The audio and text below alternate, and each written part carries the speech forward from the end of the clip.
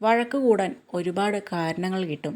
എന്നാൽ വഴക്കില്ലാതെ അടുപ്പത്തോടെ ഇരിക്കാൻ ഒരു കാരണം എപ്പോഴും നമ്മൾ കണ്ടെത്തണം. സ്വന്തം കാര്യങ്ങൾക്ക് മാത്രം പ്രാധാന്യം നൽകുന്ന, ആവശ്യങ്ങൾക്ക് വേണ്ടി മാത്രം നമ്മിലേക്ക് വരുന്ന, തിരിച്ചൊരു സുഖവിവരങ്ങളും തിരക്കാത്ത സൗഹൃദമായാലും പ്രണയമായാലും മറ്റേത് ബന്ധങ്ങളായാലും നമ്മൾ അവർക്ക് ഒന്നുമല്ല എന്ന് തിരിച്ചറിയുക.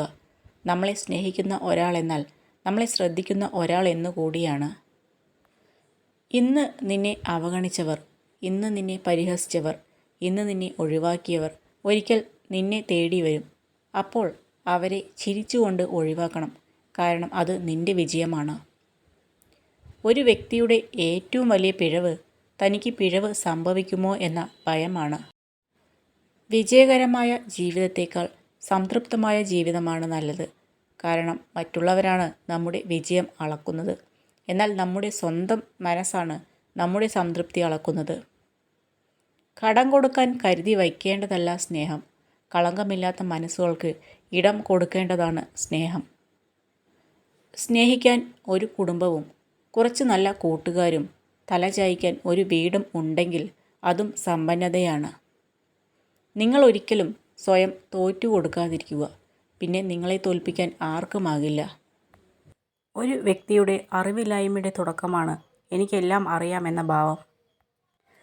മിക്ക കാര്യങ്ങളും പഴയതുപോലെ ആക്കിയെടുക്കുവാൻ ഒരിക്കലും നമുക്ക് കഴിയില്ല.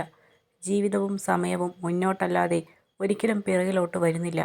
പഴയതുപോലെ ആകുവാൻ വേണ്ടി വെറുതെ സമയം കളയാതെ പുതിയതുമായി പൊരുത്തപ്പെടുക. കുടുംബമാണ് സമൂഹത്തിൻ്റെ അടിസ്ഥാന ഘടകം. നമ്മൾ പലതും ചെയ്യുന്നത് പോലെ ചിലതൊക്കെ ചെയ്യാതിരുന്നാലും മാത്രമേ കുടുംബബന്ധം നിലനിൽക്കുകയുള്ളൂ. നമ്മളെ ഇഷ്ടപ്പെടാത്ത ഒരാൾക്ക് ഒരിക്കലും സഹിക്കാൻ കഴിയാത്ത ഒരു കാര്യമാണ് നമ്മൾ അവരുടെ മുന്നിൽ സന്തോഷത്തോടെ നിൽക്കുന്നു എന്നത്. നമ്മൾ അവരെ കൊല്ലുന്നതിന് സമമായി അവർക്ക് അത് തോന്നും. കോപം മനുഷ്യൻ്റെ ശത്രുവാണ്.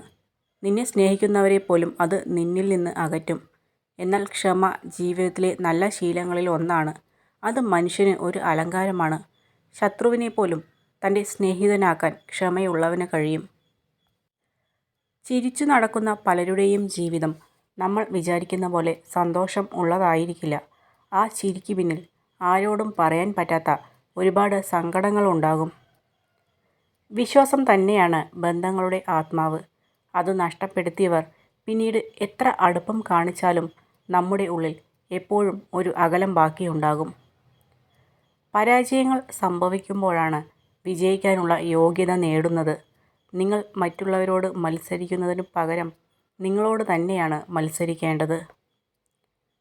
ഭൂമിയിൽ ഒരു ഫലവും പാകമായി അല്ല ഉണ്ടാകുന്നത്. ധാരാളം പ്രതികൂല സാഹചര്യങ്ങളെ മറികടന്നാണ് അത് രൂപപ്പെടുന്നത്. അതുപോലെ ഓരോ മനുഷ്യ ജീവിതവും രൂപപ്പെടുന്നതും പ്രതികൂല സാഹചര്യങ്ങളെ മറികടന്നാണ്. കരയാം, നമ്മുടെ സങ്കടങ്ങൾ തീരുവാൻ വേണ്ടി മാത്രം. ചിരിക്കാം, നമുക്ക് സന്തോഷം ഉണ്ടാകുമ്പോൾ മാത്രം. എന്നാൽ ഒരിക്കലും മറ്റുള്ളവരെ സങ്കടപ്പെടുത്തുകയോ അവരുടെ വീഴ്ചയിൽ സന്തോഷിക്കുകയോ ചെയ്യരുത്. പ്രതീക്ഷിച്ചതൊന്നും നടക്കാത്തതിൽ വിഷമിക്കരുത്. പകരം സന്തോഷിക്കുക.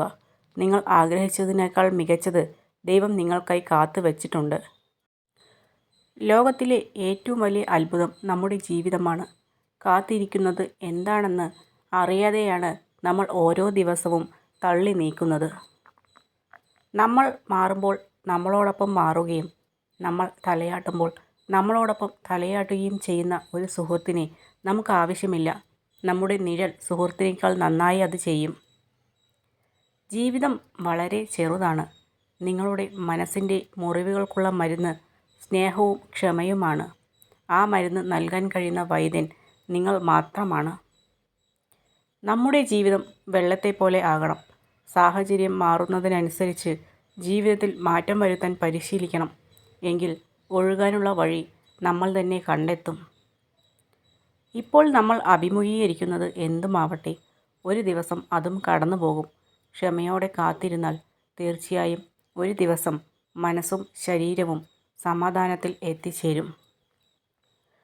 നമ്മുടെ മുന്നിൽ ഒരാൾ കരയുകയാണെങ്കിൽ അത് അയാൾ വിഷമത്തിലായതുകൊണ്ട് മാത്രമല്ല, അയാളുടെ സങ്കടങ്ങൾ നമ്മളെ അറിയിക്കുമ്പോൾ അയാൾക്ക് ആശ്വാസം ലഭിക്കുന്നത് കൊണ്ട് കൂടിയാണ്.